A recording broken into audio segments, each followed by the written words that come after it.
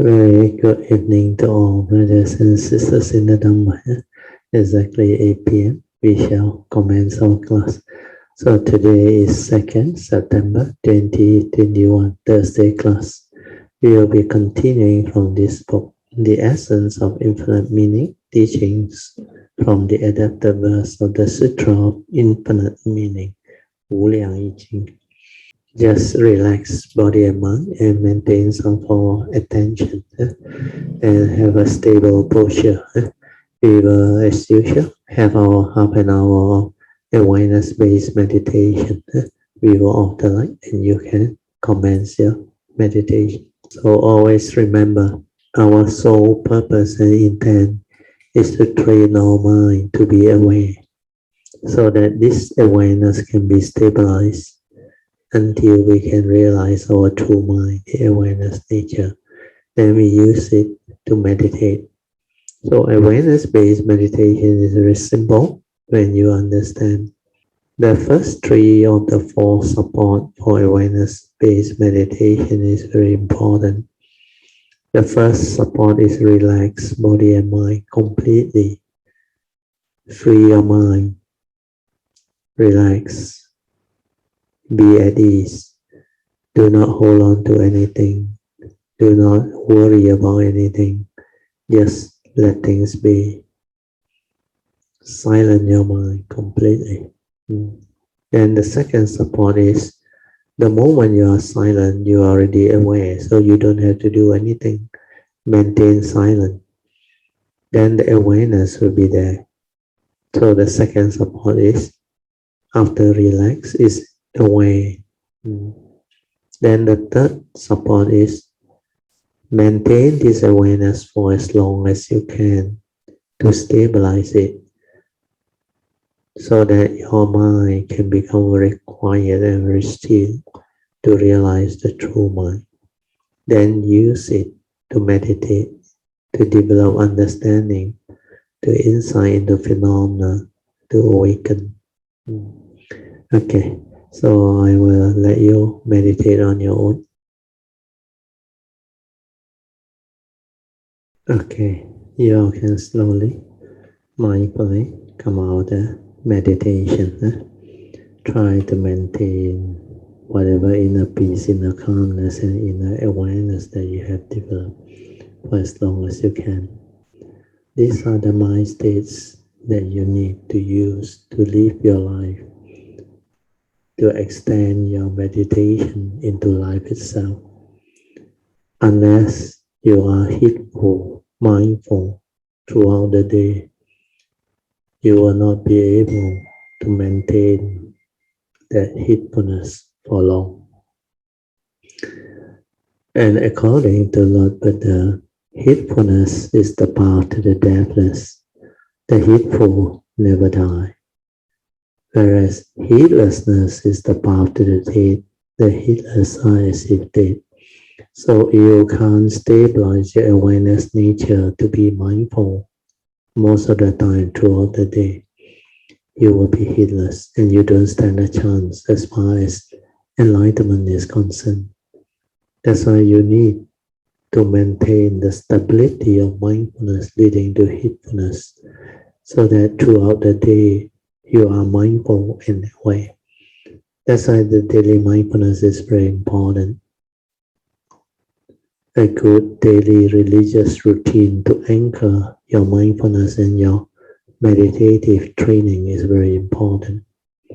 So all this additional understanding that you need to have, because meditation is life itself all the time, not only when you come to meditation class or attend retreat. That one is maybe formal meditation to train your stability of mindfulness, awareness, so that it will enable you to stabilize your true mind until the awareness nature becomes very stable. Then from then onward, you will be heedful most of the time. And you will develop progress and great understanding. A seed is so tiny, yet a tall tree is concealed within it. So this is very true. Even a thick trunk tree originates from a tiny seed. A large tree produces countless fruits. Within the fruits are seeds, and within the seeds are fruits. One gives rise to infinity, and infinity arises from one. So this is the basis of creation. I always share with you all, from the void, from zero, or we call it the emptiness, the void, comes one. Then from one comes infinity. So it's the same. One gives rise to infinity. But where did the one come from? It's from the void, emptiness, original nature, true nature. From there, everything arises. Then the creation continue, evolve, unending, until the universe is what we are today. So this understanding is very profound. Unless you can realize your true mind and develop deep understanding of nature's phenomena, their universal characteristics, you can never fathom all this or comprehend all this. Okay, we will read on the commentaries. A thick trunk tree grows from a single tiny seed. After the seed has been planted in the soil with the proper amount of water and sunlight, it will sprout. Slowly, it will grow into a small tree, and then over time into a giant tree. I often say, one seed contains an ocean of fruits. The initial cause is actually like a gene, which is something microscopically tiny. The fruit that this seed bears, however, can fill the entire ocean. This is truly inconceivable. There is a Buddhist story about a time when the Buddha traveled to a small town. Upon hearing of Sakyamuni Buddha's impending arrival, the mayor thought, everywhere the Buddha goes, everyone is filled with admiration for him, and many asked to take refuge with him. He worried, if all the residents in the town take refuge with the Buddha, what will that do to my authority?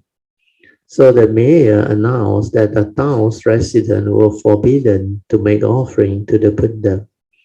Anyone who disobeyed would have to pay a fine. Because the fine was very high, the poor could not afford to pay it, and the wealthy were reluctant to give up so much.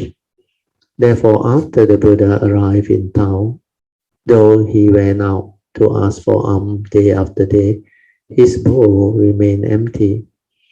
In this town, there was an elder who employed many servants.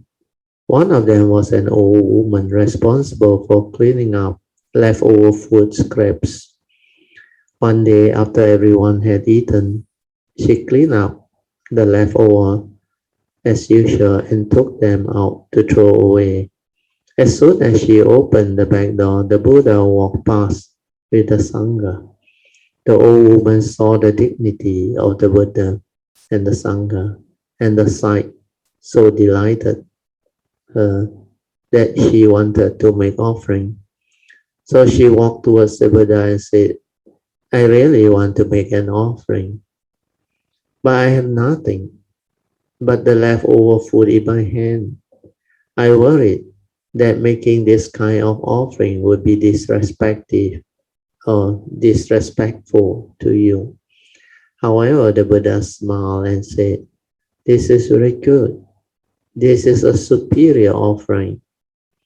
Although the old lady or woman knew she would be fine, her desire to make an offering was very strong. So she presented this leftover to the Buddha.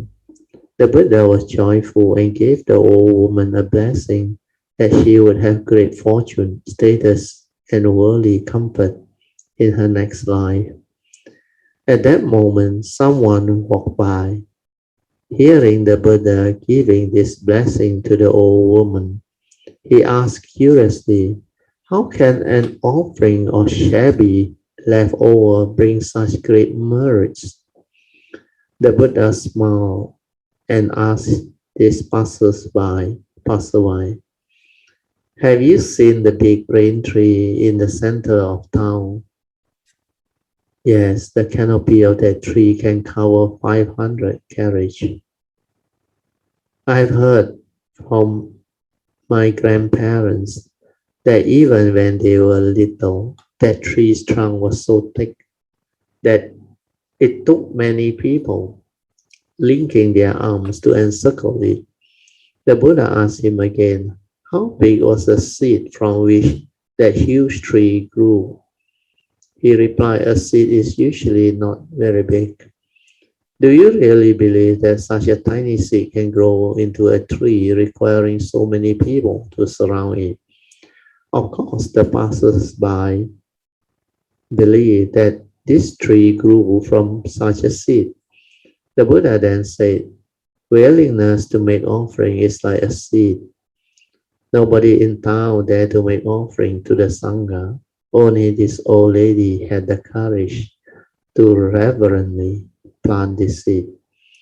This offering of food may be seen as crude, but the merit it will bring about in the future will be great. This passers-by turned out to be a wealthy elder. After listening to the Buddha's explanation, he also wanted to make an offering to the Buddha. So he beseeched the Buddha, please come to my house tomorrow and allow me to make an offering to you, even though the mayor will levy a huge fine. I am willing to pay. The next day, the Buddha went to accept his offering. News of this incident spread to the mayor, who could not help but wonder what kind of teaching would make this elder so eager to make an offering that he would willingly pay the fine. Thus, he also invited the Buddha to come and teach him. After listening to the Buddha Dharma, the mayor was completely in awe. And together with all the town's residents, he asked to take refuge with the Buddha. This story tells us that a thick trunk tree is concealed within a tiny seed. After a seed grows into a tree, it will produce countless fruit. In turn, produce countless fruits. Within these fruits, there are seeds. Just as within effect are future causes. Therefore, within the cause are effect, and within effect there are causes. Every seed contains an ocean of fruits. One gives rise to infinity, and infinity arises from one. This is just how a Buddha mind can transform myriad of sentient beings and inspire them to develop bodhicitta. Bodhicitta is the enlightenment thought. Citta is mind or thought. Bodhi is enlightenment. So Bodhisattva actually planted the seeds of Bodhi to arise the bodhicitta, the very, very sincere, beautiful enlightenment thought to go this way, to walk the path of the bodhisattvas. So this bodhicitta is like the seed. When you aspire strongly with sincerity to plant that, it will transform. It will pave the way for the possibility to become Sammasambuddha. Then as a Sammasambuddha, as a bodhisattva, you will be able to help countless living beings and liberate them take them all across. That's the power of one sincere, beautiful bodhicitta. I read on. Then these bodhisattvas who planted the seed of bodhi will inspire others, continuing on to infinity. So that's how all this become possible. So when you have the understanding, everything is possible. There is no limit to what your capability is. If you have sincerity, faith, and genuine heart, everything is possible. Like the Buddha always explained, mind is the forerunner of all things. When mind arises, all things arise. So everything starts from the first step, the first pure intent to cultivate, to plant the seed of bodhi. So these are all very important understanding. As a cultivator, when we develop the cultivation, we must not have this type of wrong thought. Because a lot of cultivators, they don't have faith in what they are able or capable of. And I used to see a lot of cultivators say, this teaching not for me because I can become a bodhisattva. I'm already very contented if I can become a sotapan or just a sainthood, first stage of sainthood. So they have this style of inferior negativity of thought process. They underestimate their potential, their capability, not knowing that they are like anyone with the capacity to grow very, very special, very big. Because it's like the seed. We hold the potential to actually generate a lot of parami, a lot of wholesomeness, just from a single thought of bodhicitta, wholesomeness. So when we have this understanding, we will have faith. We can generate the bodhicitta. That's why bodhicitta is very important. The enlightenment thought, the seed of enlightenment, we must plant it with sincerity, with deep faith, and we determine strongly to walk this way. The first step to plant the seed of bodhi deep into our nature, to go this way, following the bodhisattva way, to cultivate, to perfect ourselves, to become Sammasambuddha. That's why the first step is very important. If you have that drive, that understanding, it will make the big difference.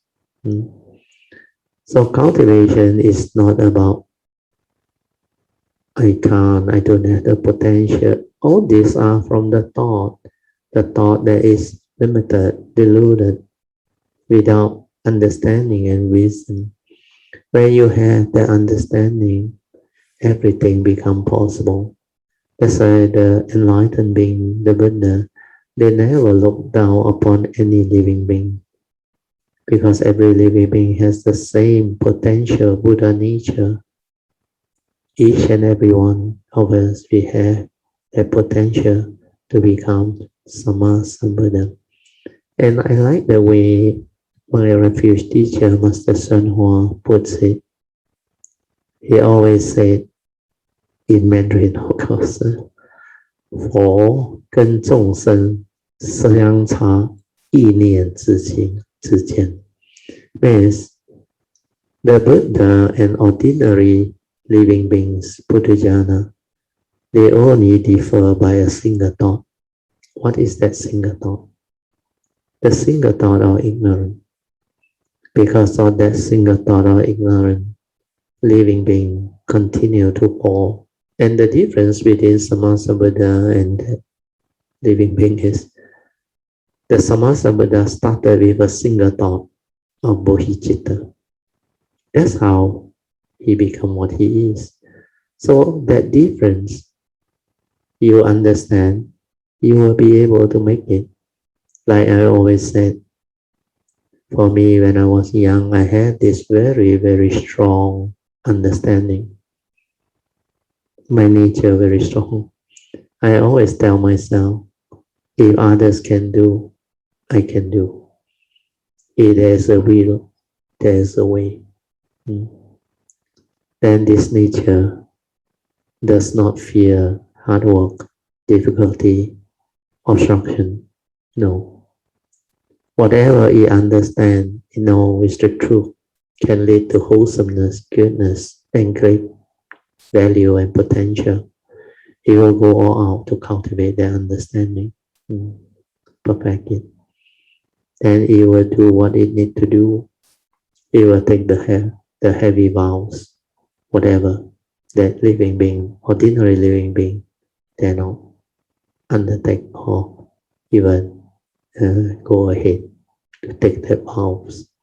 So all this, you must develop them if you want to be successful in your cultivation.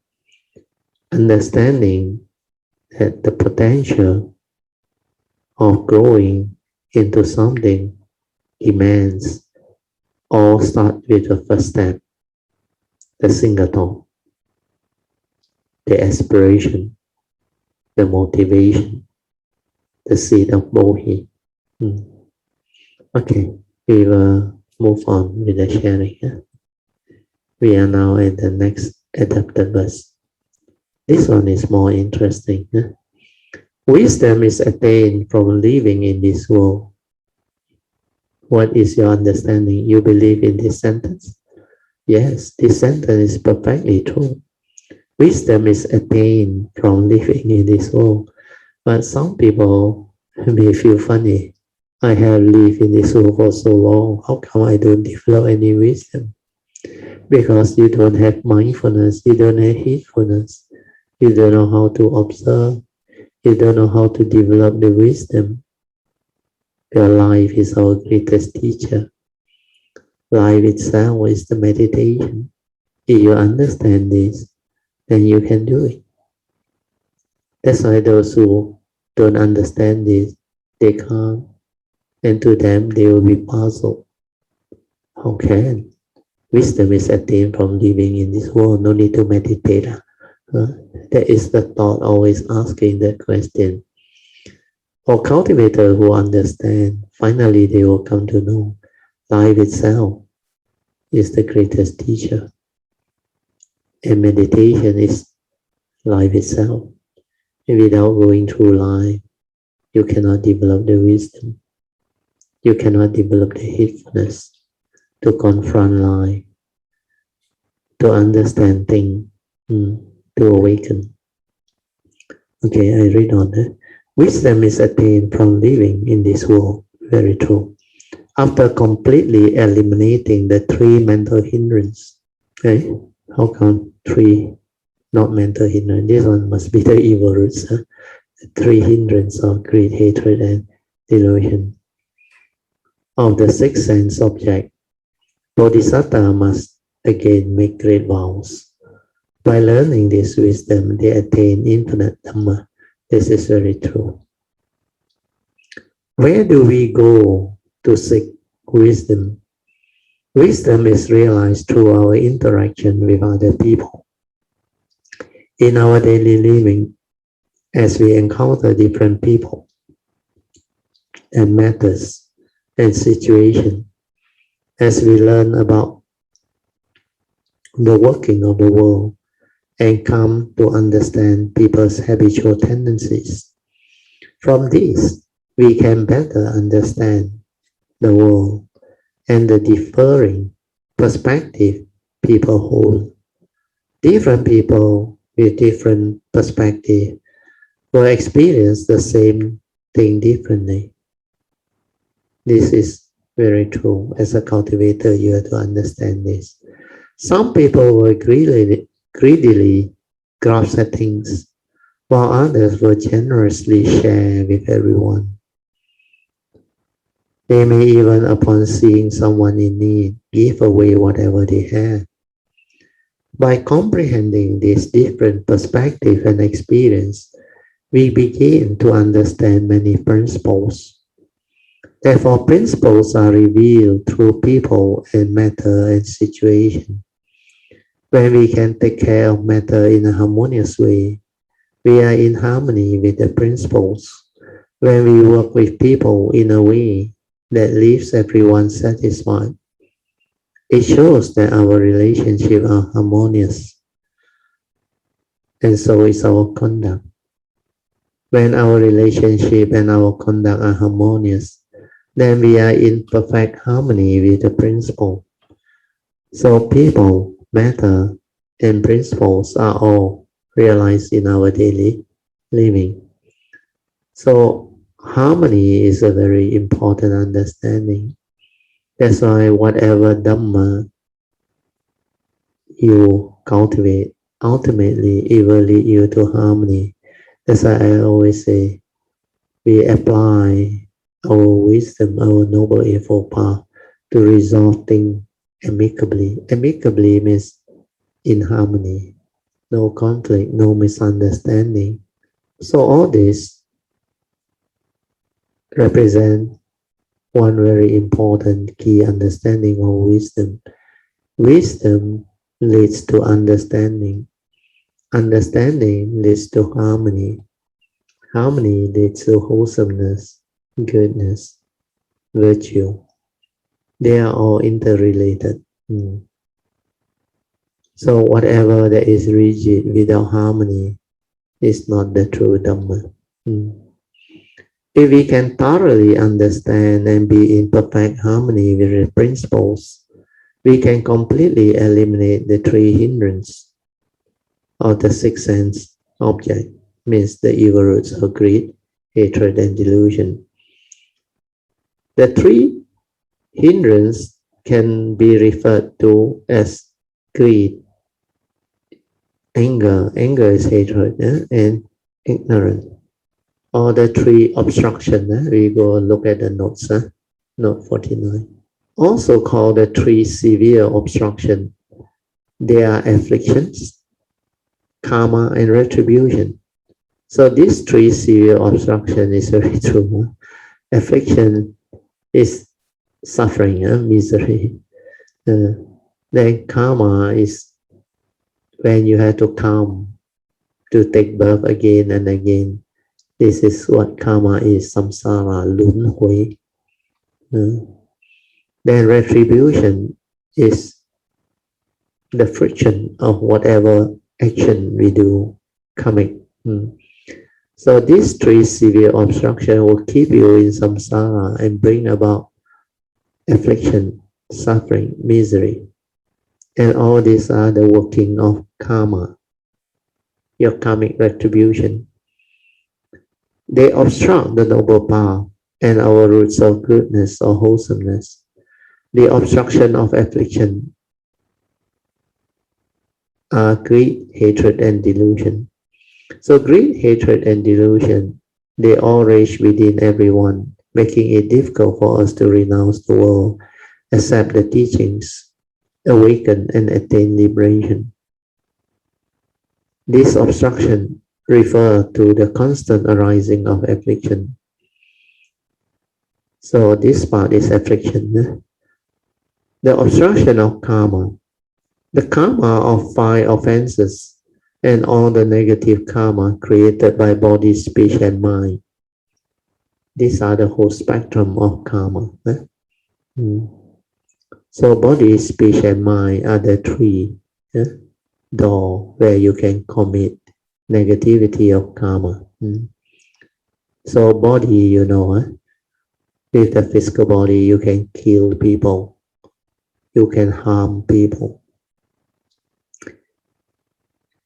You can cheat and deceive people. And of course, speech also same. There are 4 types of wrong speeches. When you speak harshly, that is coming offense. Then when you speak with lack of sincerity, or when you want to lie, to cheat, to deceive, and when you have ill intent to backbite or say negative thing about people, and you simply they call it frivolous speech. You think it's a joke, you simply say things. You lack mindfulness. And of course, our mind with mental intention, greed, hatred, and delusion can also cause negativity, or what we call karmic offense, karmic negativity. So you add them up, 3, 3, 4, it becomes 10. The 10 wrong deeds. The retribution that are brought about, number 3 is the obstruction of retribution. The retribution that are brought about by affliction and karma, resulting in us falling into the 3 evil destiny. You know what is a 3 evil destiny? We have the 31 plane of existence. The last 3, the hell rhyme is one of the evil destiny. Then the Peta rhyme of the hungry ghost is another evil destiny. Then you have the demon rhyme. These 3 are the evil destiny. Then actually is the animal rhyme, demon not considered evil yet. Sometimes the demon rhyme are considered better rhymes than the 3 woeful state. The 3 evil rhymes are the 3 woeful state in the Theravada tradition. 3 evil destiny. Okay, we go back to the sharing. Greed, hatred, and delusion hinders a clear understanding of the teaching, because they are evil root, make you evil. That would allow us to gain a thorough understanding of the principles. Once there is this lack of clarity in our mind, our wisdom will naturally be diminished. Actually, it's not your wisdom diminished. Your wisdom cannot arise. But when we perfect our understanding of the principles, the 3 evil roots will be eliminated. Every morning after listening to teachings and paying respect to the Buddha, we chant the dedication of merits or transform merits. Then I vow to eliminate the 3 obstructions and all afflictions. Doesn't this express our hope to eliminate our greed, hatred, and delusion? So this is what cultivators need to do. We need to understand what constitutes evil, expand on the understanding of these 3 evil roots. Sometimes in Maya they call it the 3 poison. It can kill you spiritually. They are called poison. When you hold on to them spiritually, you are dead. You cannot cultivate. Where do these 3 kinds of hindrance, greed, hatred, and delusion come from? The 6 sense object of sight, sound, smell, taste, touch, and thought. This sense object entices the eyes, the ears, the nose, the tongue, the body, and the mind, leading people to create karmic or karma. When we are surrounded by this object, we continuously give rise to greed and may be led into a mistaken course of action. This all begins with the evil roots of greed, hatred, and delusion. Thus, if we can perfectly understand the principle of people, matter, and things, the 3 evil roots of greed, hatred, and delusion of the 6 sense object will naturally be rooted out or eliminated. Actually, when we develop clear understanding of the cultivation, we do not actually fear the evil roots. We only need to understand that these are mind states that constitute evil, make you evil. That's why we have to avoid all evil, means we have to avoid arising the mental intention that has the evil roots. Where it will bring about karmic negativity, downfall. And you have these three evil roots, means you will break your precept, you will commit major evil, and all this will make you evil. So how can you cultivate? How can you purify your mind? How can you progress? You can't. That's why the evil root need to be understood clearly. The way I understand it is slightly different from normal people. When I see the danger of having this wrong thought that is conditioned by the evil roots, I will determine to abandon them, to prevent them from arising. Through what? Through the cultivation, following the third and fourth way as taught by Lord Buddha to overcome unwholesome thought. There are 5 ways, but the third and the fourth way is the meditative way. So use that. I will read on. I often mention our South African volunteers as an example of this. After Taiwanese immigrants began carrying out Tzu Chi charity work there in 1992, we inspire many of the local Zulu people to become volunteers. Although they come from different cultural background, and most of them are Christians, they have truly embraced Tzu Chi. They now feel that they are at home in Tzu Chi, and they have taken on the responsibility of continuing the Jingsi Dhamma lineage. They incorporate Jingsi aphorism into their everyday conversation and look to this saying for guidance on how to interact with people, with others, and deal with things. Every one of them also goes into their their communities to serve others. Initially, Tzu Chi volunteers encountered difficulties in carrying out the relief effort due to language barrier. A woman named Gladys, who had received assistance from Tzu Chi, started helping by translating for the Tzu Chi volunteers. As she translated, she came to better know and understand Tzu Chi, and she began to take the Dhamma more deeply into her heart. She became the first Tzu Chi volunteer from South Africa. For a very long time, she had been communicating the spirit of Tzu Chi to the Zulu people. In addition to spreading the teaching, Tzu Chi has been distributing material goods and embracing the local resident with love for over 10 years. This action had deeply touched the South Africans, so they are more than willing to help continue Tzu Chi's Jingsi Dhamma lineage. They also engage in walking meditation, taking each step in unison or chanting, with mind tranquil and clear, vows as vast as the ocean or the universe. We remain unwavering for countless kalpa. So this is the Bodhisattva's understanding and mission.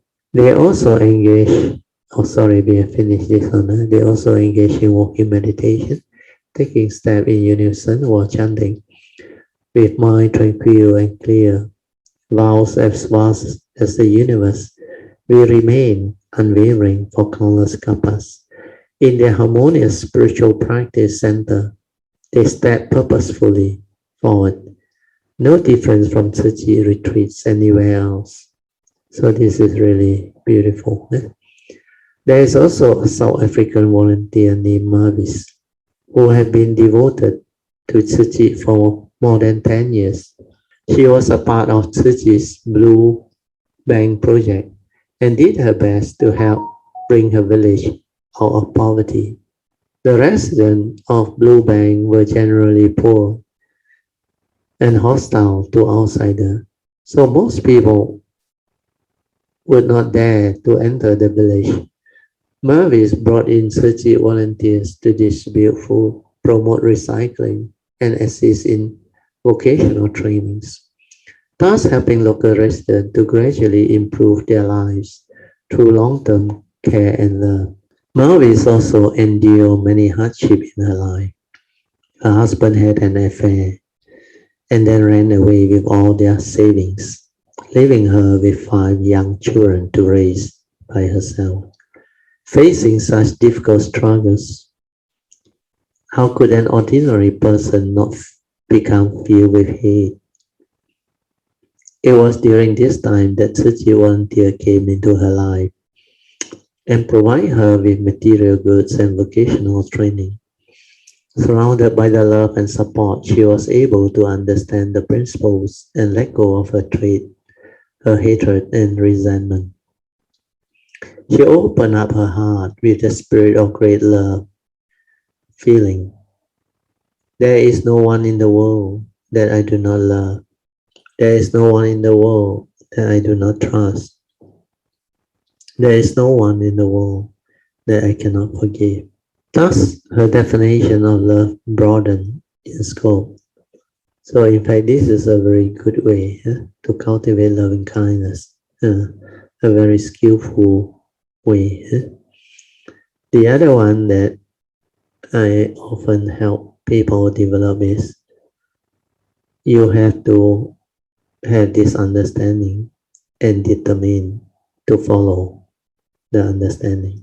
Whomsoever I see with the eyes of love. Can you do it?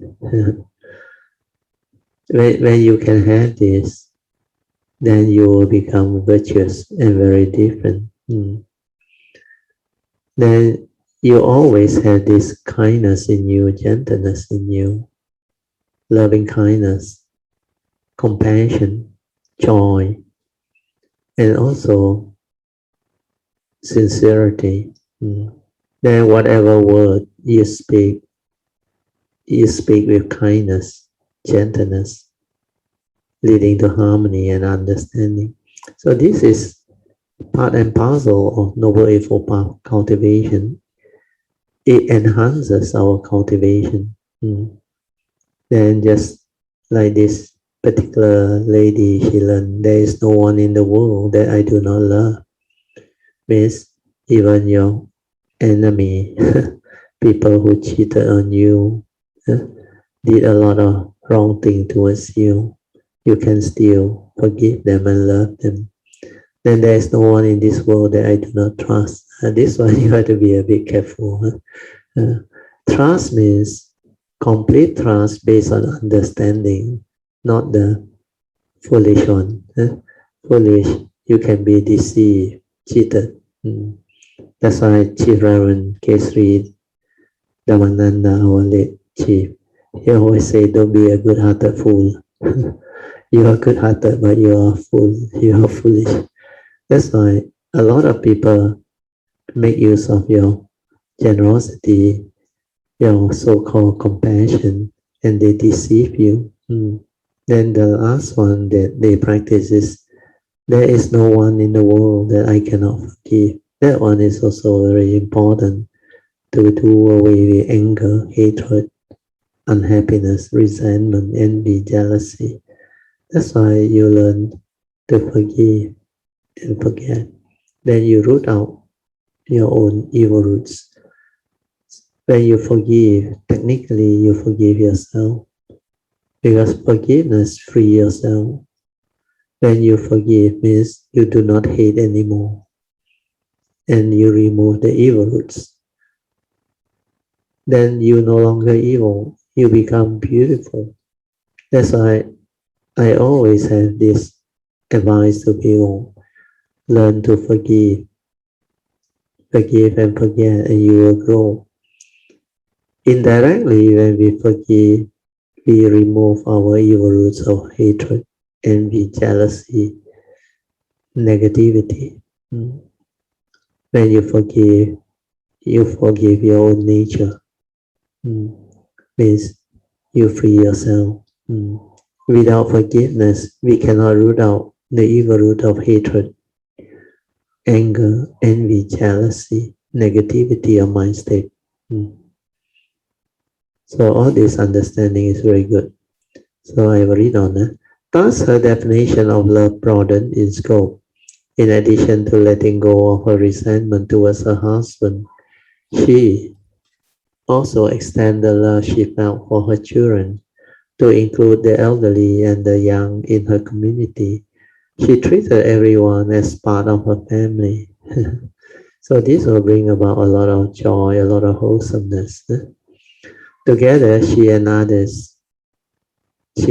Tzu volunteers promoted environmental protection, vocational training, and so on. In the community, they taught local residents to sustain the love in their heart and to be content with their lives, so they could live together in peace and harmony. That's why contentment is very important. Because Melvis had this mindset, she was able to let go of the anger, the ignorance, and the greed of the sixth sense object, and understand that her hatred only exists because of her attachment to unenlightened love, means emotional love. That mundane love was limited to those close to her, such as the husband that she had exchanged vows with. When the two promised to remain married and grow old together, they have 5 children together and had seemed to be a very happy family until her husband had a sudden change of heart and their affection for each other was suddenly shattered. How could her love not turn to hatred under such circumstances? What exactly are these romantic sentiments found among men and women? After thoroughly investigating this, we find that in the end, they are all empty, not what you think. When a relationship falls apart, this sentiment can often turn into hatred. In the end, loyalty is no more, and the only thing left is animosity. This is due to greed, hatred, and delusion of ordinary people. However, if we can clearly understand the principle, we will not give rise to this greed, hatred, and delusion or ignorance. For example, when Melvis learned to let go of her resentment, she was able to experience universal great love. Once there was such a great love in her, she was able to trust and forgive. After Melvis opened up her heart, she was able to happily become a churchy volunteer and work to help others. The other way to free the mind to understand is the law of karma. You reap what you sow. Do good begets good, do evil begets evil. And like the Buddha say, our life, we are all born our karma, heir to our karma, conditions supported by our karma, and we are what we are because of our karma. So whatever happened is due to our karma. Very likely in the past, that's what we did to others. That's why this, like the husband did to her. So the law of karma is a nature's law. And they are always based on the principle of cause and effect, moral causation. So when you understand this, you don't want to have this type of misery, affliction, suffering, then you better make sure you understand the law of karma well and follow the advice of the Buddha to avoid all evil. Do good and purify your mind so that you avoid having condition for you to become victim of circumstances and carry this affliction and retribution. So in that way, you can actually develop understanding and free your mind and have faith in the cultivation. So that one has helped many people, including my own self. So with that understanding, I encourage Kayamita to expand on that so that whatever happens in life, do not blame, do not get angry or become unhappy, because he really had the wisdom to reflect and contemplate the right view will point towards the law of karma. Then when you know it's karmic, you will never blame anybody for what happened. The law of karma is very powerful. Please be reminded, never go against it. Yeah. It's never worthwhile to violate this law. Many years after her husband had left her, after he had grown old and become severely ill, and his mistress no longer cared for him, he returned to his family. Maurice upheld the spirit of there is no one in the world who I do not love. So she allowed him to return home and treat him like one of Tzu Chi's care recipients. She believed in Tzu Chi's teaching of great love, and she diligently eliminated her afflictions. By engaging in spiritual practice in this way, she is walking the path of diligence. That is the Jingsi Dhamma lineage. Not only did she listen to memorize and recite Jingsi aphorism, she put the teachings into practice and was able to truly expand her heart and mind. She replaced the limited personal love she had felt in the past with selfless great love and learned to give with great and lasting compassion. Although her husband had treated her so cold-heartedly, she did not hold any grudges and instead showed him great kindness. Bodhisattvas want to save sentient beings, so they must again make great vows. Mavis continuously made great vows, opened up her heart, and expanded the scope of her love. She is a great example of this spirit. Of the several thousands of Tzu Chi volunteers in South Africa, many had also endured great pain and suffering, but after encountering Tzu Chi, they have chosen to walk the diligent path of the Jingsi Dhamma lineage to cleanse their mind. As the Buddha said, all living beings in the world have the Tathagata nature, the Buddha nature of wisdom. But regardless of ethic background, everyone has the same pure nature as the Tathagata. By opening up their hearts and minds to go out and help others, the South African volunteers have benefited many people. These local bodhisattvas now, wearing blue uniform with white collars and white skirt, what a bright and hopeful image. They look so happy singing as they walk, and they are able to climb hills and mountains with ease. Though the roads they travel are rocky and uneven, in their hearts they have paved a bright and broad path that is smooth and straight. A straightforward and genuine mind is where spiritual cultivation takes place. That's why you need to be sincere, genuine, simple, straightforward. And their broad and open minds are very genuine. Thus, they have wholeheartedly dedicated themselves to Tzu Chi and have vowed to go into the world to help people. Once, when some of these South African volunteers visited Taiwan, I asked them, what was the song you were singing and signing to as you walked? They told me, the meaning of that song is an expression of our hope that Master Cheng Yen's teaching will spread around the world. They are truly sincere and have vowed to come back as Tzu Chi volunteer in their next life. And for countless lifetime after that, this is truly moving. So they even make vow to become Tzu Chi members. Because the Zulu volunteers in South Africa have open minds. They can listen to the Dhamma with sincere and pure heart.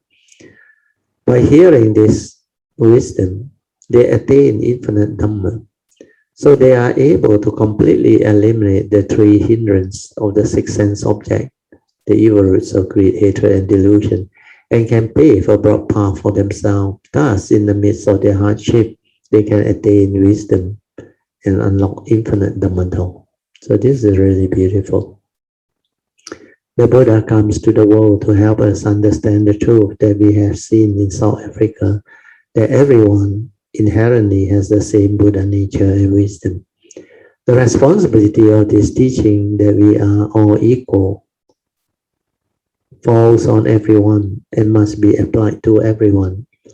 So not only do we accept the Dhamma ourselves, at the same time we also hope that everyone who has the will to do so will have the opportunity to listen to the Sutra of infinite meaning, and from understanding the principle of this sutra, join us in developing the Bodhicitta. Bodhicitta is the enlightenment thought. This is a very important aspiration. When you make that aspiration with deep faith and sincerity, and you persevere, it will be the beginning of the Bodhisattva way, the journey to become the fully enlightened one, Sammasambuddha. Bodhisattvas are those who have developed bodhicitta, means planted the seed of bodhi to become a bodhisattva. Living bodhisattva must similarly continue to make great vows. These sutras, many analogies tell us that as we learn from this sutra, we should not cling to the text itself, but must go into the world to put this teaching into practice. This is how we experience and realize this principle, and this is the only way to attain infinite Dhamma. Okay, good. I will mark this page. We will end here. Okay, now we will open up for meditation reporting and Dhamma Q&A and sharing. So okay, I actually have something to share. Oh, good. Yes, Good. it's about meditation. Oh, sadhu. About my meditation, right? So, beginner. Okay. It is about my meditation, right? So Yes. so I, as usual, will do the lying down meditation. Yes. Because, like what Brother Teo says, is very, very well. The lying down actually brings you towards it kind of brings you directly to your true mind. Much faster. Yes. Much faster, not just bring you there, but it's much faster process. Yeah, easier also because you are very relaxed. When you are in that lying down posture, you don't cross your leg, nothing stress. Then you just relax, maintain awareness, then stay at the heart area. But to do that, you must have stability of mindfulness. Yeah, those who are new will find it very difficult because they will doze off, or sometimes they can't maintain awareness. Then their mind play trick on them. That's why I said initially, if you are not trained, your spiritual faculty not stable, you are not able to do, then you do the normal form of meditation with object of meditation, anapanasati or whatever, or mind sweeping method. Stabilize it first, or do your bowing, your walking, daily routine. Then after that, stabilize it until mind enters sati. And then you try lying down meditation. Once you are able to do it, you will progress very fast. Very good. Okay, yes. So you can continue. So that's what I did. But for my case, you see, I have in the past do a lot of anapanasati. So breathing, is a very important part of anapanasati. You will be very familiar because it's always with you. So you can hold on to your subtle breathing. By now, your breath should be like very subtle or hardly any breathing. But sometimes you can draw the anapanasati where it's very easy. Once you have stabilized it, it's very easy. So it's up to us to vary it and use it. yes, correct. So, So for me, because I was trained, I so-called train myself lah in yes, Anapan. So yeah. breathing, I even when also I'm started with that. Yeah, so even though when I'm lying down, right, yeah. I like breathe in and out for the Yes, relaxation, you know. correct, correct. After You can that, start with that, no problem. Then after that, whatever happen, it will fall to the heart area. Where anapanasati will take you to the heart area. Mm. but it's not the anapanasati that that usually do when I'm sitting down, you know. So Correct, this one is correct. now down. It is just the breathing to start off the so-called Yeah, yeah, meditation. yeah, yeah, yeah. Because that is your object of meditation that you are very familiar with. So when you are lying down, you will be at your breath. Then you will know what to do because your mindfulness is already stable. Then whatever you do, you can be mindful of it. So usually that breath become very subtle. Yes. Initially, like very easy to keep. Feel like that. You kind of like go off like, but you're not dead, like you say, like, you know, you're Yeah, not yeah, dead. yeah. Correct, correct. Then you just so-called aware of your heart, okay, your heart beating, Yes, you know. yes. So Whatever vibration that you can detect, your heartbeat or whatever, you just let it move. Then, like you say, assume you are dead. A dead person cannot do anything. So whatever happen, let it happen. yeah, That is the correct. meaning of aware. Aware. Just let the form and mind move. So even very itchy, tingling or what, no need to move because it will condition your mundane mind to have the intention to scratch and to what, but you try to persevere, develop the patience to observe what happens if I do not allow it to condition the mundane mind to come out with the mental intention, then to scratch or whatever. Initially, it's very good to try all this. I try all this because I tell myself if I am dead, I cannot do anything. The only difference is now I am not dead. I'm conscious, I'm aware. So whatever that move and goes on within the six sense door, the physical body six sense door, and the consciousness, the awareness can be aware. Then when it's aware, it can be aware of its conditioning. Want you to scratch, want you to think, want you to what. That's how we learn. That's how we observe and develop the contemplative understanding. Then sometimes because you are silent and aware, when your shift of consciousness happens, then you can awaken to a lot of things. Then you can understand a lot of things. What that nature is, the silent mind is, what that mundane mind is, and they are very near. They arise very fast. Then unless you are very skillful, able to like develop the force support very well, then this mind will return to its original state before the stirring. Then you will realize the true mind. Then stabilize it. And once you have done that, your meditation become very different. Like for your case, I think you can do all this already. Yes, brother, precisely. Yeah, I mean, for me, it can be done quite easily, you know. yeah, Uh, yeah. the only thing that I cannot control is like when I achoo, when I sneeze, so the Oh, never mind mind. Let it will happen. disrupt, Let and it then it happen. just happens, you know, it will Yeah, let it disrupt. happen. Yeah, this is what we call the natural reaction of a form and mind. Because Yes, sometimes your senses, especially your nose, certain thing you will sneeze. You will yes, sneeze. Then it will trigger off. Then sometimes you may cough. You may cough. yes, correct, yes, Then these are correct, natural happening. yes, correct. But whatever it is, we always say we choose accept everything as natural.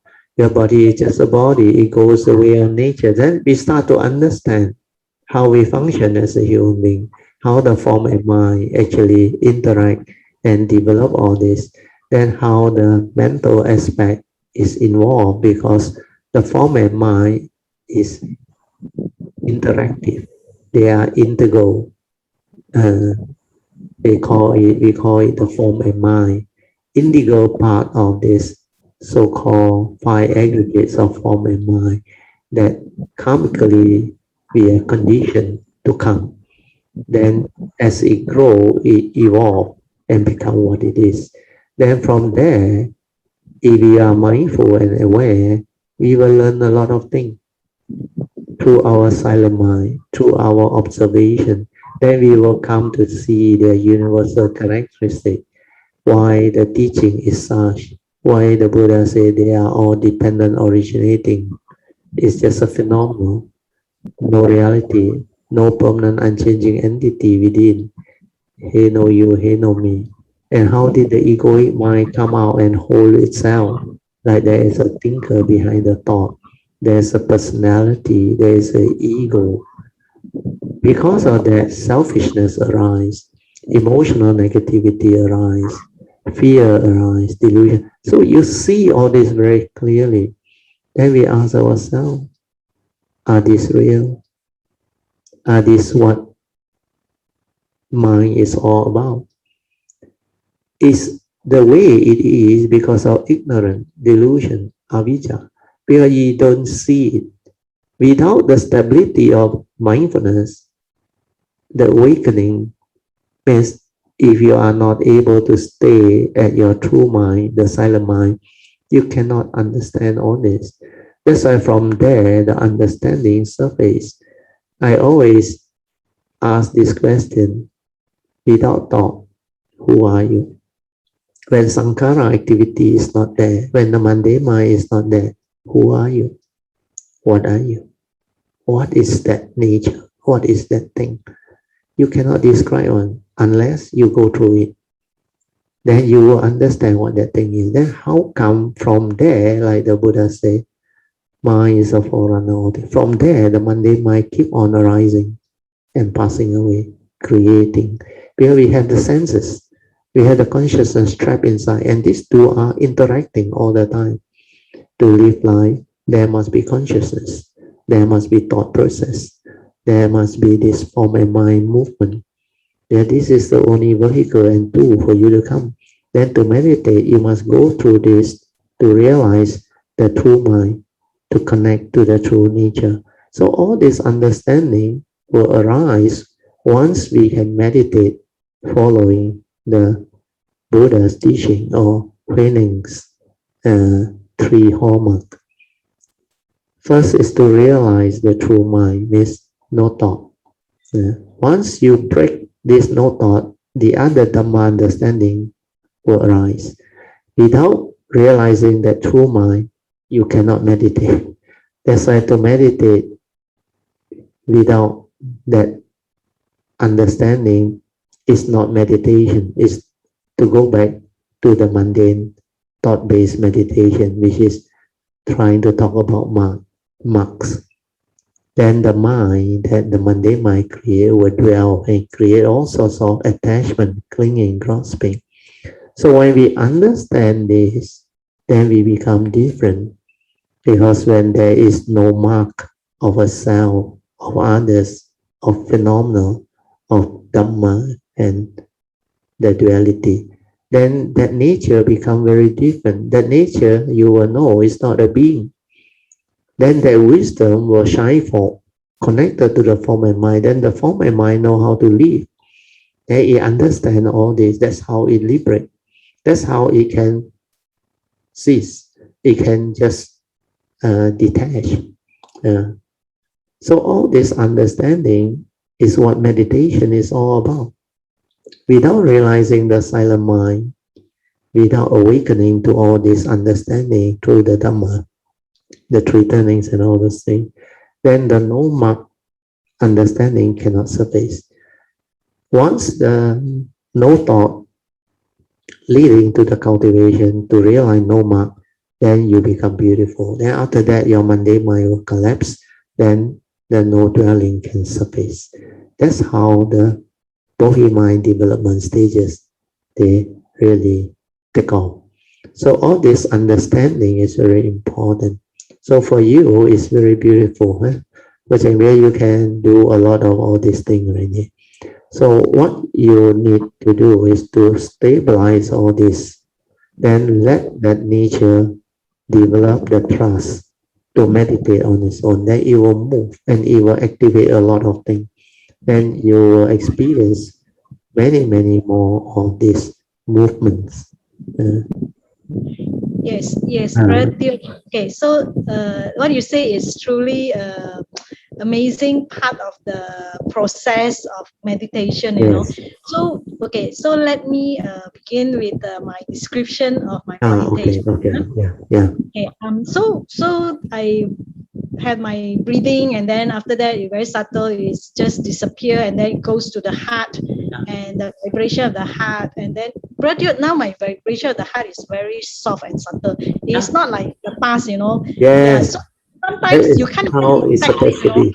Yes, Yes, so it's very soft and subtle, and yeah, then but you after a while it disappear. yeah, It's correct. Sadhu. disappear, and then after that it's just still and quiet, and Yeah, nothing, you know, nothing happened because there's no yes.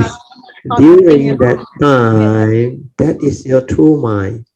But the yes, moment you try to know, the thought come in. yes, correct. Ah, But and you anyway, will I know don't try one. to know. I don't Ah, try to know. It's just quiet and nothing happening. yes. What is important is don't even arise any thought. Just Yes, stay with yes, it.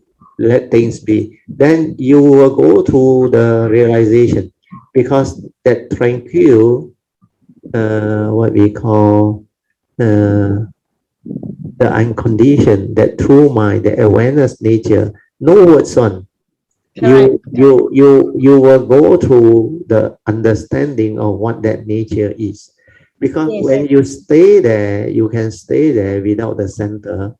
It become different again. Then that one, finally, when your wisdom is very stable already, then it can cease. It will go through the cessation. And the cessation initially can be a glimpse, then later on it will be longer, like what you described last time. You went into it for quite a while, then it will yes, come out by itself on its own. So correct, you have to correct. experience all this. So don't try to know, just let it happen. Yes, Then that nature inside will understand. That yes. one will awaken. Yeah, That, Bertil, this uh, precisely this unconditioned self nature is yeah, very intelligent, Bertil. yes. It is like you said, without center, and then and you give the trust, like you say, you trust the fourth support in The awareness to nature to meditate. do. Yes, There's for no the awareness interference from to the thought. meditate. Yes, without the thought. So Yeah, it just unfold by itself yeah, yeah, naturally, and then it will appear to you, you know, with yes.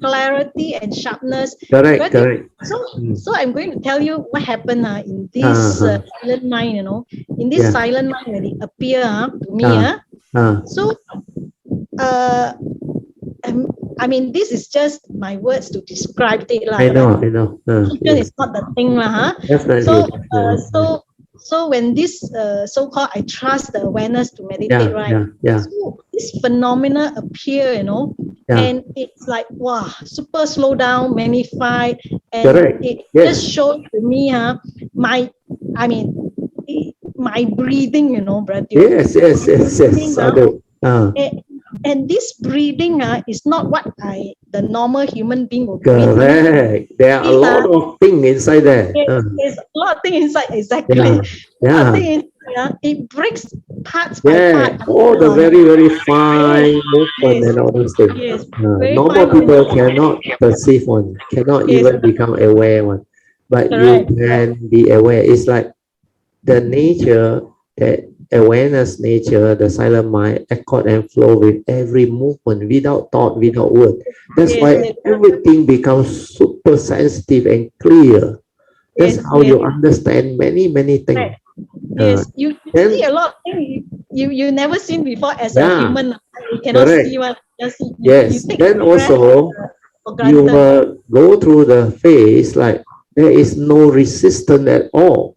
Yes, You don't yes, resist anything. yes, There is yes, yes, nothing to resist. It just like very small accord and flow. Just yes, yes, the yes. mind that wants to know or resist or cease.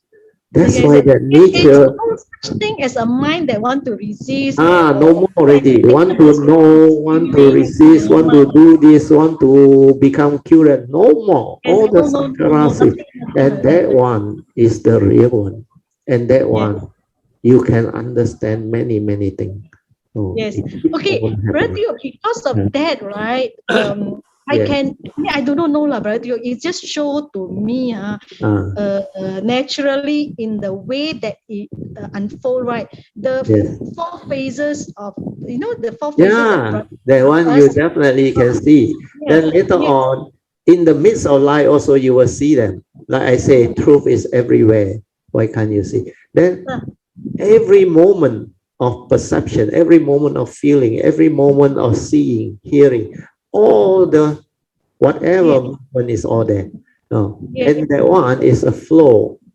Yes. It's a flow. The flow then is you saw, you will see within that moment is arising, sustaining, continuous one, without thought one.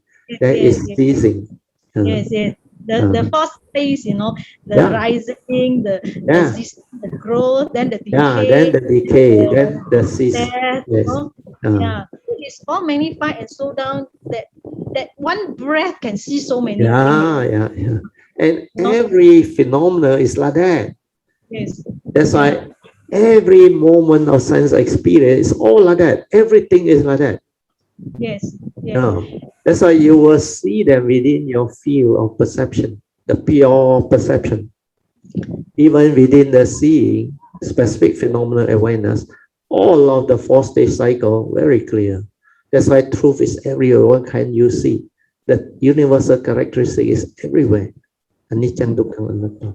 And during that time, for me, because this is the formal meditation, so it's so clear. So when I go into my daily mindfulness, I have this specific phenomena, but it's too fast. I mean, although it's slowed down, but it's not as slow as this. Definitely. The formal meditation, there is no movement of your physical. But when you live life in the daily life, you are actually engaged. Your senses are fully engaged, but it can still be done. Can still see, but not as how you call that? The clarity is even. I understand why you had this understanding now, because your mundane mind has not collapsed.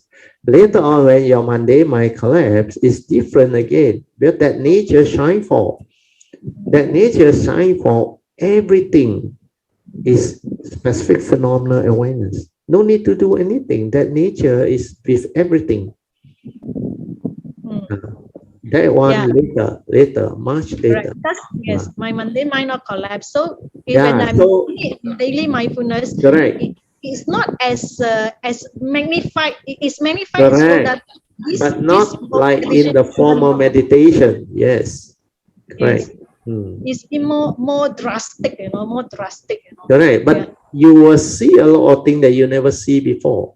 Because once you are able to develop that stability of the silent mind, then the mind enters sati. Then when you come out of it, your whatever daily mindfulness, everything you do is in sati. That one you will come to understand. Initially, I remember the mundane mind very easy to develop the sati one, the specific phenomenal awareness. But later on, when the mundane mind collapses, it is like there is no more mind for you to develop mindfulness. But actually, that time no need to do already, because the awareness nature shine for already.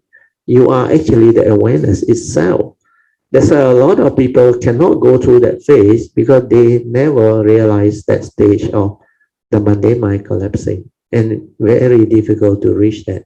To reach that, you must progress until your this what they call Bodhi mind development, at least third stage and beyond. Third stage of Bodhi mind development and beyond. So that one, never mind, later, much later.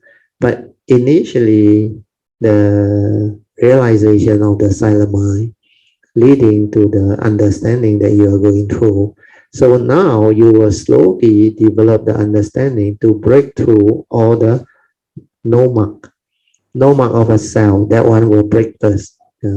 Once that one break, you become very beautiful already. Then after that, when you understand no mark of a cell, there is already an understanding of no mark of others. But the last one is more difficult. No mark of Dhamma, no mark of phenomena, no mark of the teaching, no mark of whatever that arises within the mundane world, because all these are still mark. The moment you give meaning, you dwell, they are still mark. And the mark can actually cause the mundane mind to surface again. And this mundane mind, they are very powerful. They can come back to the back door. But later on, after the mundane mind collapses already, the true mind is different. The true mind is like very fine, and you have to learn how to use this mind. I remember initially I had to learn how to use this mind to develop the understanding, to come back to the third level of seeing, kan san, yu se san. So all these stages of transformation, they will be very different, and you will go through them. You will go through them. That's why this cultivation is very beautiful, very meaningful, and it's very interesting. So sadhu to you, Puji. Yes, so this so-called silent mind and awareness nature Yeah, that meditate by itself, right? There is yeah. that you do not dictate where it goes. Yeah. It will Say move. that, It yeah, will be. It has its own intelligence to activate whichever part that need to be activated. Then after that nature do that thing, the byproduct, oh, you will know what happened. A lot of things will be shown to you. Then that's why I say you don't have to do anything technically. Then the understanding will arise by itself. Well, through that silence, through that nature, it will insight into phenomena, it will awaken, and it will develop all this understanding. And when it arises, there is no word, but to describe it, to yes, appreciate it, you have to use the word. yes, correct. So it's like no words. It just happened. It just show you, and Yeah. just show you. Then when you awaken from your meditation, right? Yes. It's still coming out to you. You know, it just still Yeah. showing. It's just still You showing. have to recollect what happened, because that one that happened is the unconditioned. No word, nothing. But the nature will understand. That's why it will insight into it, awaken and understand. And that understanding is a wisdom. And that wisdom you need to put into words to communicate, to express, and to share. Otherwise, people don't know what you are trying to tell them. If they don't go through, they cannot know. That's why you need all these 文字, words, language, and all those things to describe this. But the actual thing that happened is not the 文字 and all those things. But the Dhamma is very funny. Can only be realized by the wise, each for themselves. You must go through that phase of awakening or cultivation in order to understand. That's why I always say all the Sutra, all the profound teaching, the Dhamma, they are actually meant for enlightenment. But they are useful pointer, because you need all these words act like pointers to describe all this. Otherwise, people cannot understand, and there is nothing to guide them. So all these are part and parcel of how you can make use of the mundane mind with the words, description, and the communication to actually share all this teaching. Because the actual one is beyond word, beyond talk, the unconditioned. You cannot even talk about it. So how can you teach? How can you share? How can you describe? you need to use word. You need to use all this. So the beauty of all this cultivation is each and every one of us, like the Buddha say, he can only show you the way. Right? Those who already awakened, we can only show people the way. They have to realize themselves. They have to walk the path themselves and awaken themselves. Like in your case, you go through, you can understand what I share. Then later on, as you go through deeper, more stable, then you can express it and describe it. Then you have the ability to share too. So that one will come later. But initially, because we are lucky in the sense that the sasana is around, the teaching is around, then my nature can share, explain, and guide most of you all. So all this can speed up the understanding, the cultivation. That's why a lot of you all can progress very fast. Actually, the way you all progress is very phenomenal. Normal cultivator cannot, even the first hallmark of healing, they cannot break. To realize the silent mind, the true mind, to understand what really is mindfulness, they can't even realize that. They can't even go near to that type of practices or cultivation. That's why very difficult for them to penetrate. They always go back to the mundane mind, the thought process. Even that sharing that I sent out, the one of the, I think he is from India or what.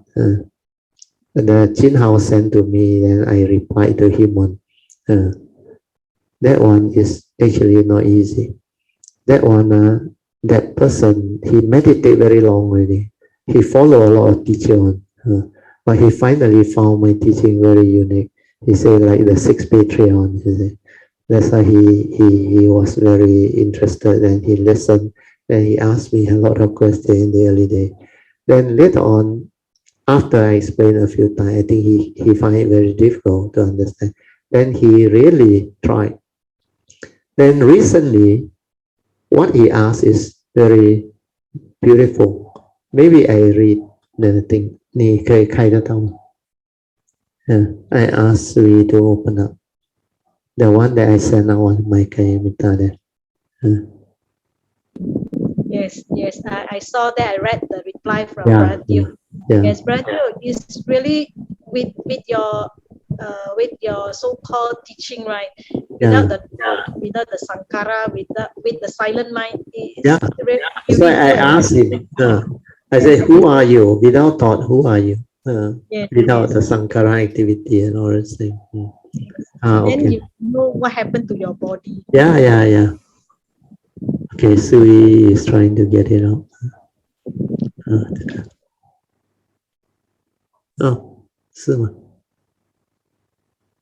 So today is the, I think, yeah.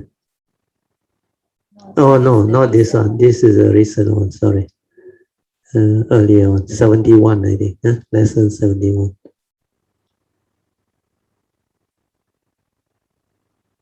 Just wait for a while.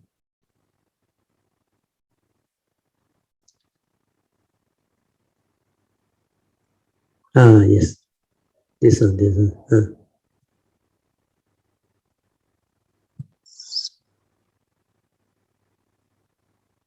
Show more. Oh, not this one also. Sorry, wait. Wait.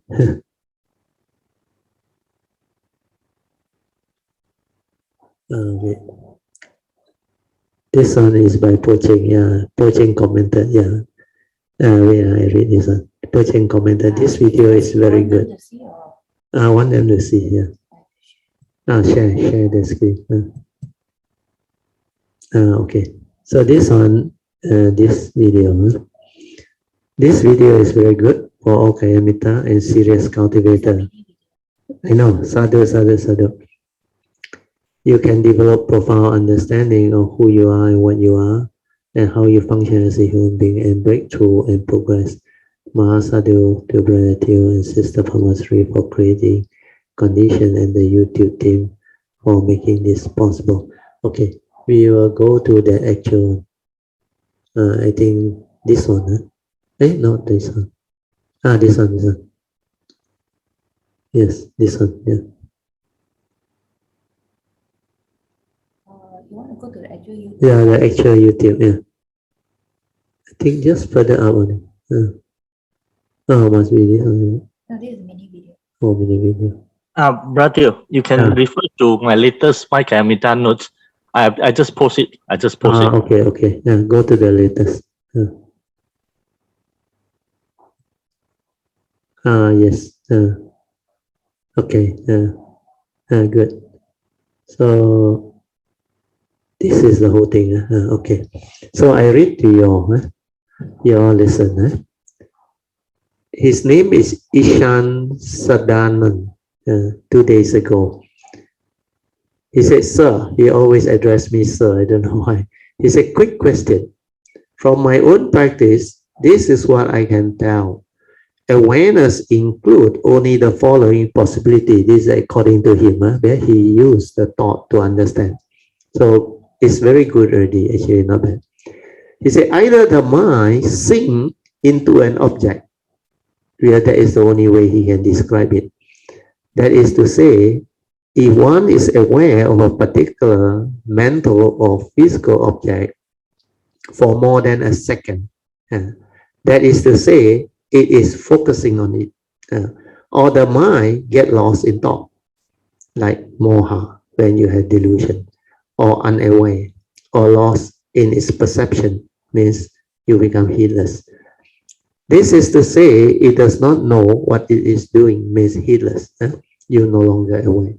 The third possibility is, it is seemingly natural from the point of view of ignorance of a puthujjana, that it either goes outside, darting towards sight, sound, means the senses, smell quickly, or inside to form thoughts, physical sensation, etc. And he said, my question is simple, sir. If one knows something, it is still a thought, which is good. That's why he started to understand already. If I know, right, know something happened, it is still a thought, correct? It may not be verbal, but knowing is thought, correct? Yeah, there is perception. When you perceive, you know, it's not a pure perception, then memory, recall, and become thought. If I call a table is already delusion, true. Cognition itself is thought, yes. But when you perceive with the memory, is thought. One cannot cognize form without description, which he came to know, because whatever it perceived, the knowing is there. That's why he realized he cannot cognize something without description. It is subtle. Calling the color red. Red is a thought. How do I know it's red? From memory.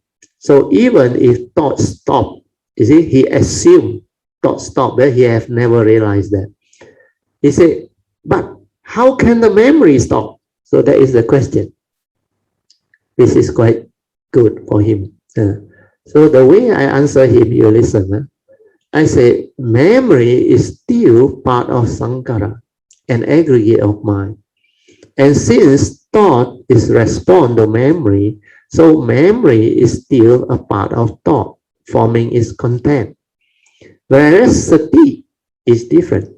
Sati is awareness before the knowing. So it's not a thought, because there is no perception to name or label it as yet. You need to understand what is specific phenomenal awareness. Means when your awareness and the phenomena is one without words, that is sati. And spacious awareness without a center means the egoic mind. To understand what pure awareness is. Pure awareness is means your awareness and the phenomena as one is pure, like a baby. A baby, pure perception. No word, nothing. no memory, nothing, no conditioning. So it's sitting as they are. So this is not easy. That's why I told him, without thought, activity or sankhara, who are you and what are you?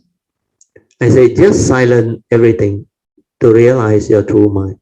Then you will understand better. Hope this helps. Because if you don't silence everything to realize your true mind, you cannot understand this meditation, this teaching of the Buddha. That's why from the thought, he tried to develop the understanding. You can't. That's why the teaching is from the silent mind. That's why now you understand why Huining is so wise. He said to teach meditation from the thought, not from the self-nature, is to like talk about mark. It's not the real teaching. So thought-based meditation and awareness-based meditation are two very different things. Then when you have this ability, all this become very clear. That's why to me, I don't have such problem.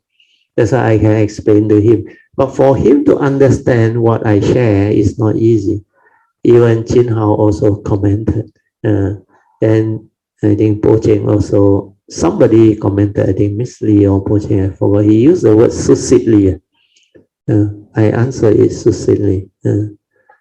So you all go through all this, you will develop beautiful understanding. So Po Cheng, salute to you for arising the condition for us to have such good sharing. Yes, You can thank you, continue. Raju. Yeah. Yes. So after I went through this silent mind, right? Yes, Raju, yes. at first it's just like what I described, right? There's no words. You see Yeah. the phenomena happening, right? Correct. Unfolding, right? Mm. And the other thing I also noticed in the silent mind, Raju. Of course, it's after After you come when I'm out. describing to you. Yes. I can also hear, Bratio. I can also hear the sound, Okay, you continue. Then the sound comes, it is like also showing you a profile like Bratio ever talk about. Remember, Bratio, you said when you talk, right? When you talk, right, once you stop means you stop. You arise the speech, and then after that, there's the death of the speech, right? So there's a profile. It's just that for mundane mind, you cannot. You cannot have that sensitivity to differentiate. To differentiate the different. Actually, there's many parts to the speech itself. The word or the speech itself. So actually, from that silent mind, I also can actually understand the profile of the sound as well. Yeah. All this will come later. But what is important is, since you bring up this one, which is very good, now I will explain to you further. Okay. When you are with that nature, silent, it's just that nature. The moment that consciousness that arise of that sound, because once that sound arise, is the conscious part. So the mundane mind arise already. But like I say, if you want to know, you can know. Understand? Conscious, aware. At that moment, still no knowing yet. But you want to know what it is, you perceive it. No problem. That's why that two nature is very close. From that silent, the senses are there, you can become conscious of things. When you become conscious, that is the aggregate going to come out. First is the pure consciousness. That pure consciousness, no word yet, no description yet. That's why you can differentiate between the profile and all those things. Those are the description already later on. But at that moment, when it arises, that's why I say, when you are in that spacious awareness, the silent mind, without a center, the oneness nature, you want to know, you can know. You want to be aware, you can. Then after that, you will not follow. Then the arising and ceasing of phenomena, you have to silence and stay with that nature to let it happen. And then there is no interference, means trust. But the moment you become curious, like sometimes song, they say, why like that? They're very excited, then the whole thing is gone. So you continue to let things be and stay in that state. Then you start to understand that nature is that nature. Then from that nature is very near. It can just come out as the mundane mind, the thinking mind, the perception, the aggregate of mind. They come out very fast. That's why to realize that true mind, the silent mind, is not easy. Because most people cannot, because they cannot maintain, they cannot stay in that state. It's not to stay in that state, it's to understand that that is the unconditioned. But because your senses is there, when there is condition to trigger off the sense door consciousness, it will arise. When it arises, you can become conscious. But because of your stability, because it's samadhi, the stability will enable you to have that unwavering. Means you are collected, your mind is collected and unwavering. Then it can stay and drop back to that nature, silent. Just aware. Then from the awareness, it can become conscious. After it becomes conscious, it can perceive, it can know, he wants to know. If it doesn't want, it continue to like meditate. Yeah. So this part, I have to explain to you so that you understand. Because you are going through this phase, initially you don't have the stability of understanding to describe all this. But it's already very beautiful. Yes? To experience this is not easy. That nature that realizes that true mind, and that true mind is completely just aware, no resistance, no thought, nothing inside there to like cause any movement at all. It just that nature, like they call what like you echo and flow on wu wei. I think there's a Mandarin word wu wei. So that one is very beautiful. There is nobody inside there, nothing to resist, no mundane mind, nothing. Don't even try to know or whatever. It's just that nature. That's why that awareness nature. Yeah. Then later on, when your wisdom has reached certain stability, then it decide, think also like that, don't think also like that. And then the mundane mind will start to transform. Then after that, it will go through that cessation. Then when it go through that cessation, the pure awareness also no more. That true mind also no more. Yeah. That is the unconditioned. That is nibbana. That is what we call cessation of form and mind. Even the aggregates of pure awareness also cease. Yeah. That one is enlightenment, nibbana. Yeah. So all this, the cultivator will go through. Yeah. And how long it depends on the individual. Yeah. Then when it come out, you cannot decide. That nature will decide. Then when it come out, learn to see everything clearly. Because from that nature, when it come out, wow, there is a lot of beautiful things to see, because you understand what that thing is. It's like creation, the starting of life. How you actually born into this universe. From that first instant that arise, like I said, from that oneness or Buddha nature or the cessation, the first thing to come out is the pure awareness. The pure awareness is the one that starts. Then from there, the mundane mind starts, the creation starts. So all this you will experience.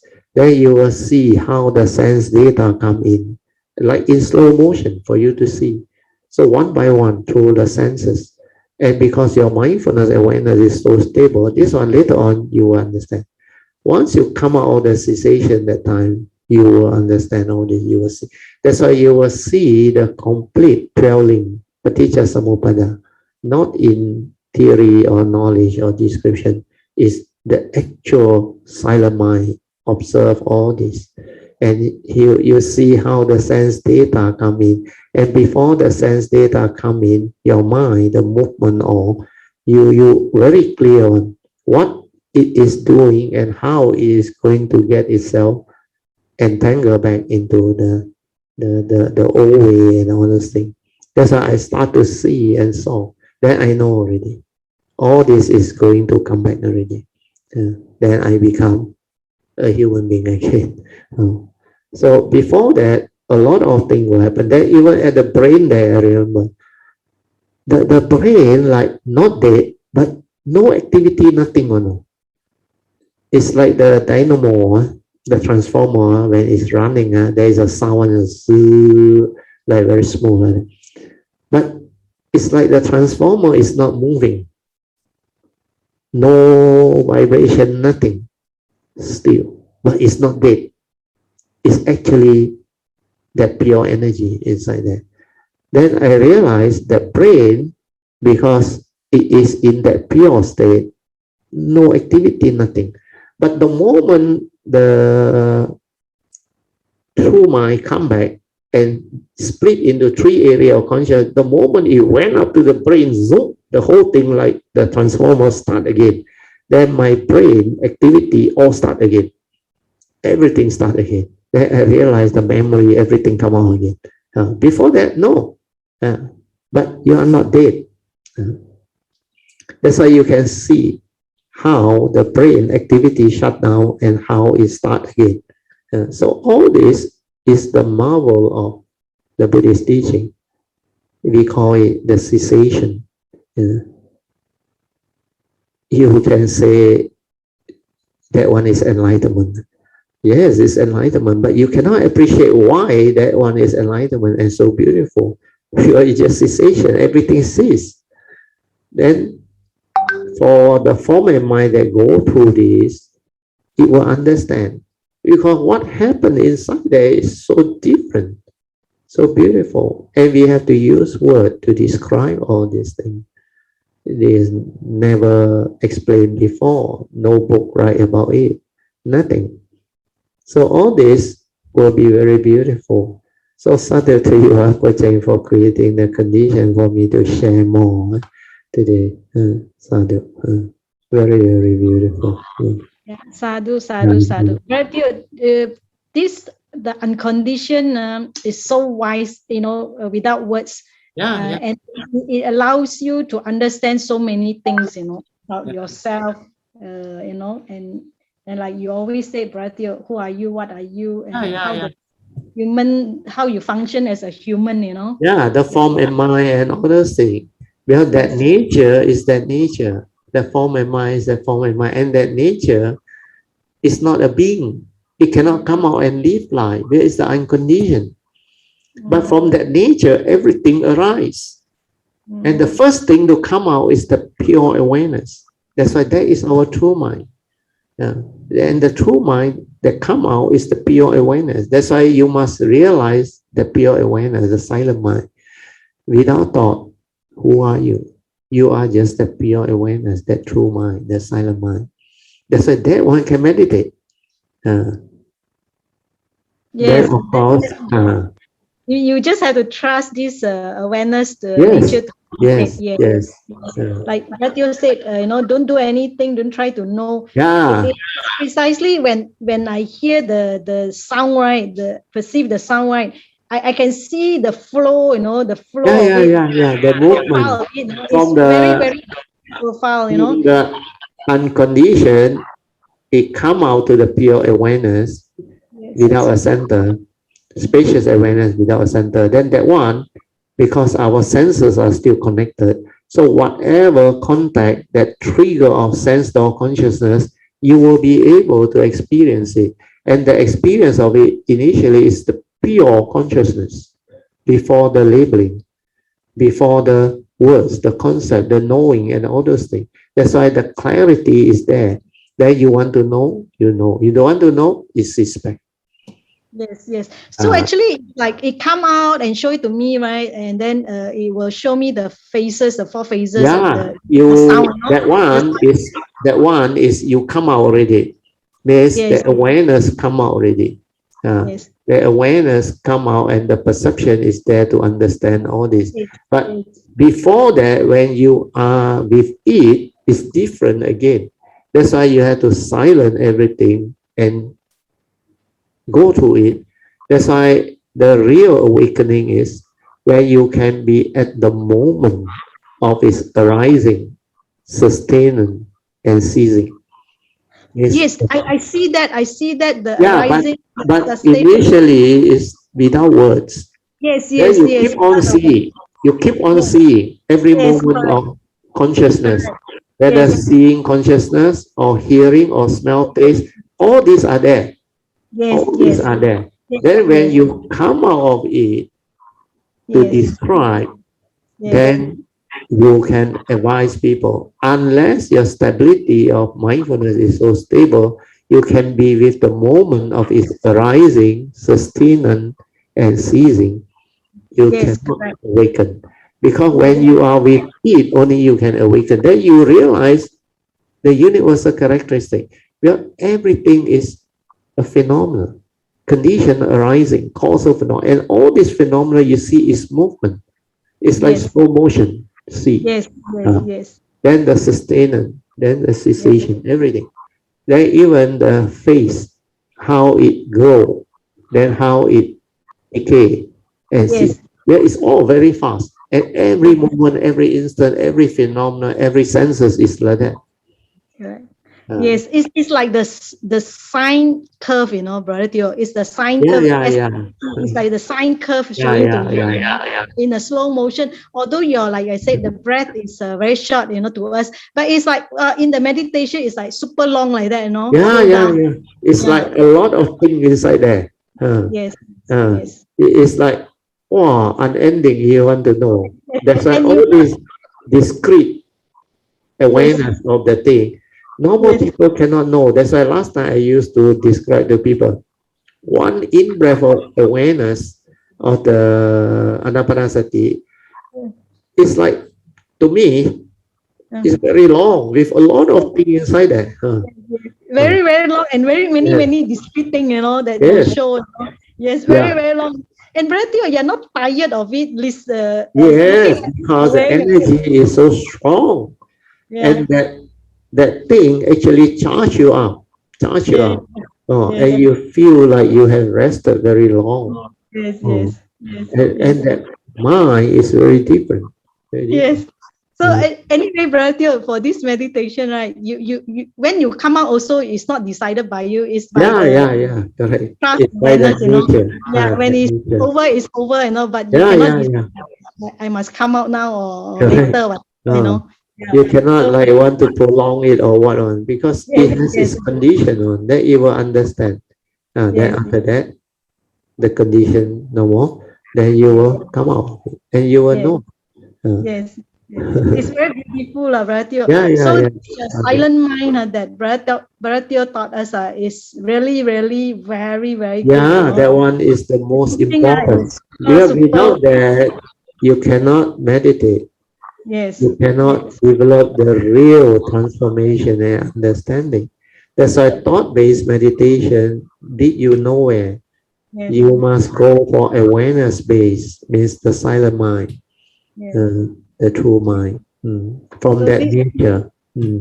yeah, this teaching from the silent mind is very, very good and very wise. Yeah, You know, yeah, it's beautiful and amazing. Everybody must do it this way. You know, no yeah. other way. I would say no That's other why way. before Huining come, there was no one to describe this type of thing.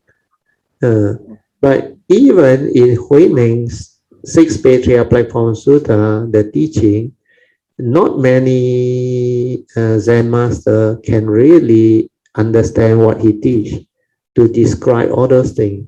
In fact, a lot of the commentary, they are still not so accurate and precise.